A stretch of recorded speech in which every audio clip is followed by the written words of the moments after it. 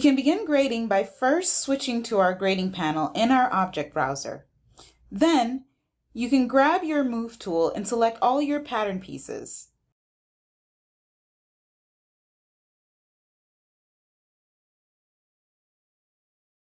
Select Assign in the grading panel to register your current pattern pieces as the base you will be working from. Add more sizes by simply clicking on the plus sign in the upper right. Select size 2 as your base because that will become your medium. To rename size, you can double click on it in the panel and we'll just use the short form this time. We'll be going from small to extra large. If you've never graded a pattern before, here's a tip. You always want to make the size medium your base to grade down or up from in order to stay consistent.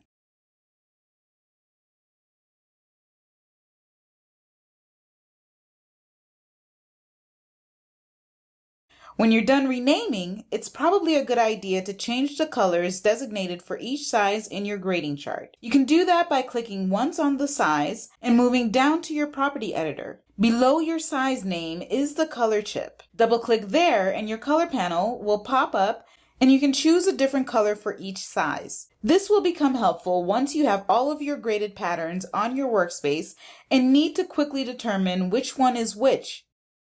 We're now ready to grade our pattern pieces. However, I created a cheat sheet that I'll have to bring in here with our grading specifications to help me with accuracy and you to understand the grading process a little bit better. If you have your own, you can bring it in as a 2D background image.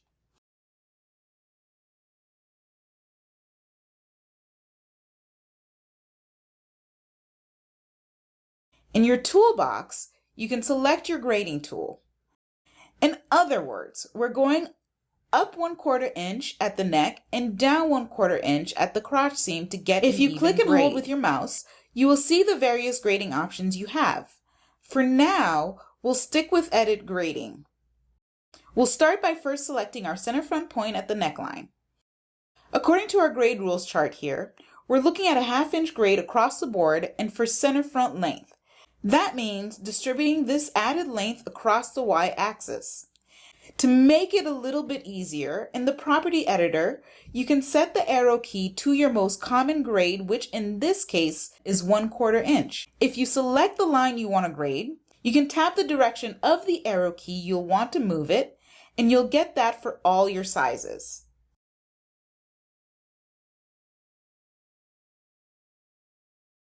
Let's try it again with our crotch seam. This time, we'll select the down arrow and there it is.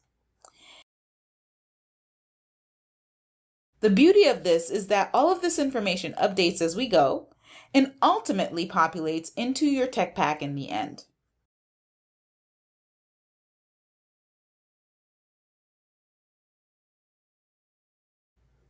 So what we're going to do now is use this quick arrow method to grade anything with that 1/2 inch grade.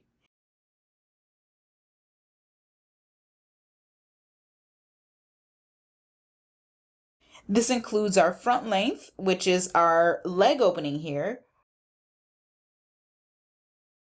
to HPS or high point shoulder. So 1/4 up and 1/4 down. It also looks like our center back length is getting a 1/2 inch grade across the board.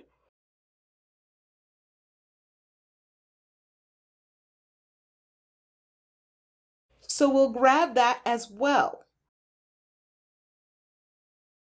Just note that sometimes notches can become a bit of an obstruction using this grading technique.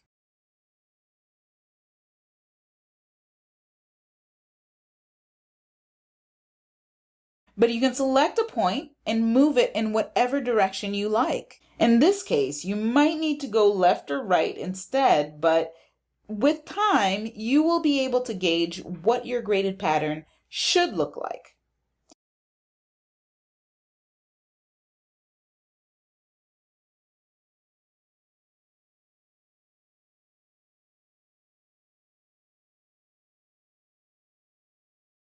If we take a look at our grade rules again, it doesn't look like we have any more even 1/2 inch grades to work with. Let's get into some of the detail work of grading our widths, which are often more crucial to our fit. So precision here is key. Let's begin by first selecting our point at side bust. In our property editor, you will be able to grade horizontally on the x-axis or vertically on the y-axis. When you're grading towards the right or west to east, you simply enter your numbers in the axis of the size you're grading.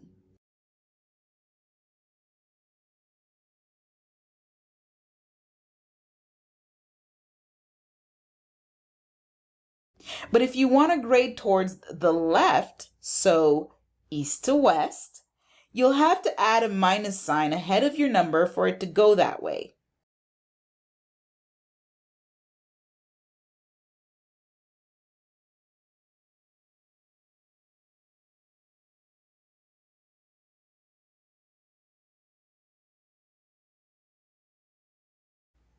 From here, we can select our individual points and use our grade rules cheat sheet as a guide for each size.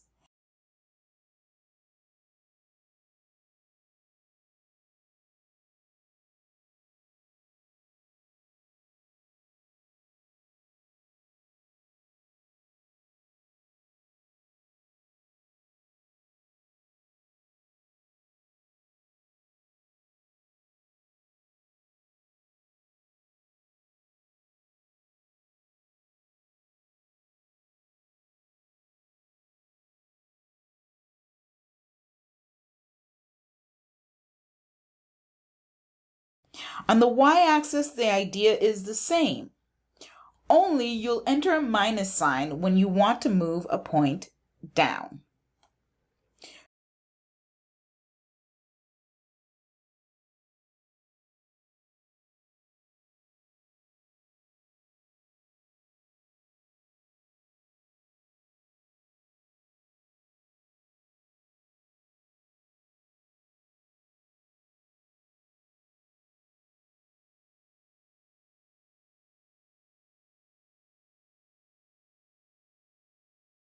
For the side seam, which includes waist and hip widths,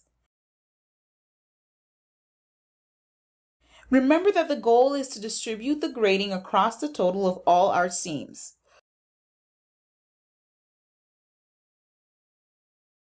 We'll need to divide those numbers by 4 to figure out what we're adding or removing from each point.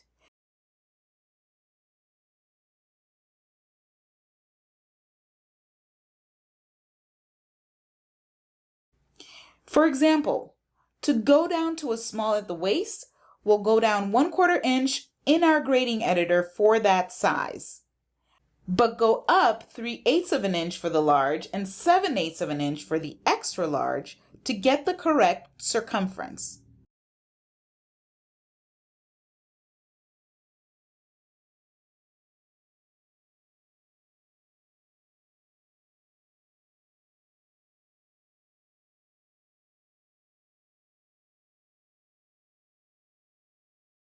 We'll try it again for the other side.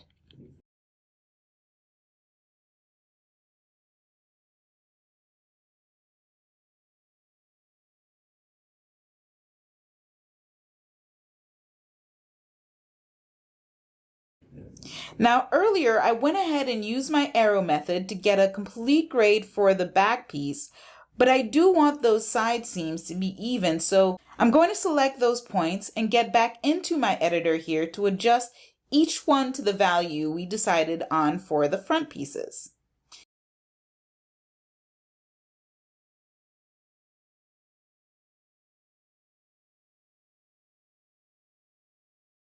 In doing that, it looks like I shifted my leg opening, so let's also make sure those are even on both sides.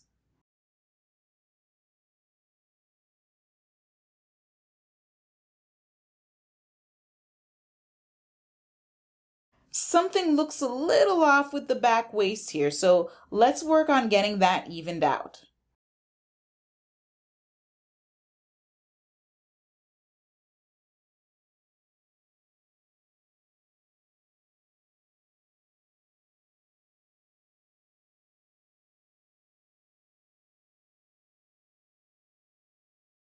Okay, now we can move into our straps.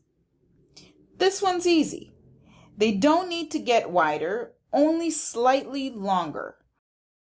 We'll do 1/8 of an inch on top and 1/8 of an inch at the bottom for a 1/4 inch grade total.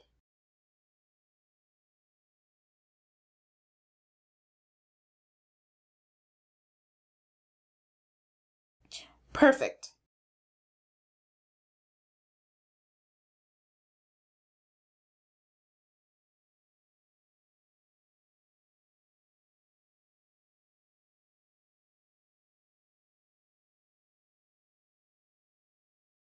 Now that we've taken the time to figure this all out for the self, let's work on the lining pieces.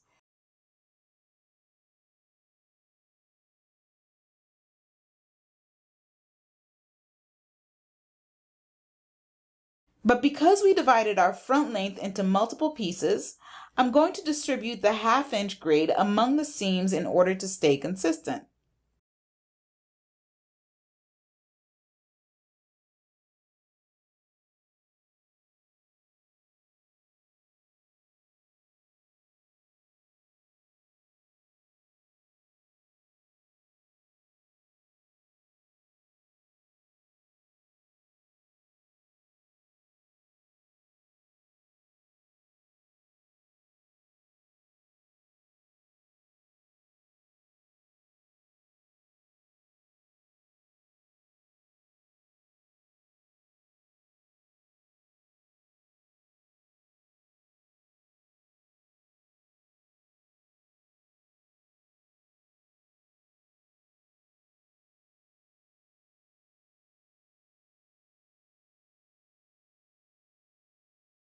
For certain parts like the side seams, we can simply copy paste from the original.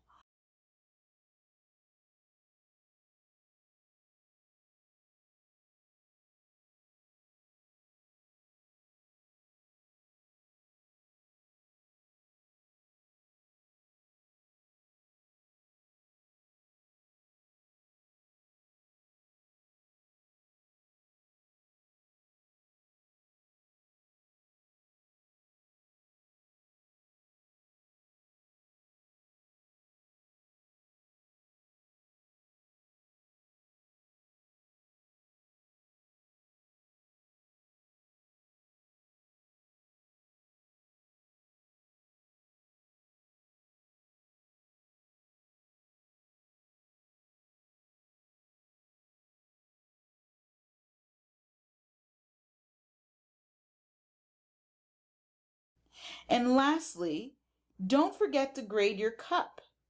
A 1/4 inch grade all around should be more than enough.